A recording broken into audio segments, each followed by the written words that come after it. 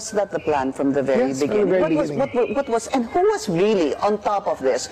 Kayo ho ba? Because during the press conference of the President, it was you and the President. Yes. So ikaw ho ba nagplano ng lahat ng ito? Hindi naman, hindi naman. It was a group effort.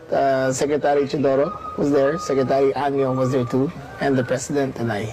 So, hindi naman ako. Ako lang ang natira by that, ma'am. last man standing doon sa Malacanang. I stand by that. Kasi Secretary Chidoro was working out of his office sa Camp Aguinaldo. Yes, ma'am. Secretary Anyo, of course, his specialty is intelligence. So he was... Kaya na muna natin, kahit ako ang kasama ng Presidente nung nagsalita sa press con, hindi ako mag-isa ang nagplano. Isang grupo kami. Tapos pinangalanan mo.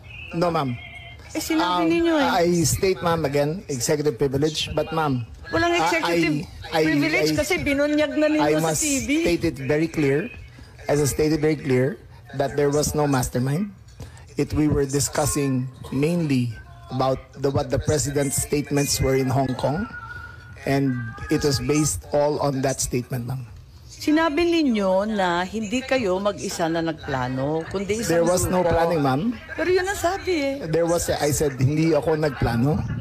Marami May kaming- isang grupo na Ang- nagplano. We were all talking about a rumor, ma'am, and that was all.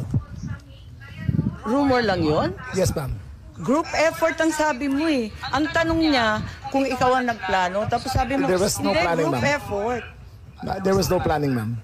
Ano yung earlier- effort ng group Ma'am, kapag hindi let me plano? make- I think that intruding into executive privilege already, ma'am. I think that we please respect Just our... asking him to explain the media. Yes, ma'am, but it's already a very thin dividing line between what transpires in a room between cabinet members I will- and a media statement. But there's a very thin dividing line, ma'am. Understood. I hope that we can respect executive privilege. Pero ngayon, sinabi kasi sa TV, paliwanag naman ninyo sa atin kung ano ibig sabihin. Kasi ang sinabi, hindi ako mag-isa na nagplano, may grupo kami. They asked me if I had planned it. Sabi ko, I did not.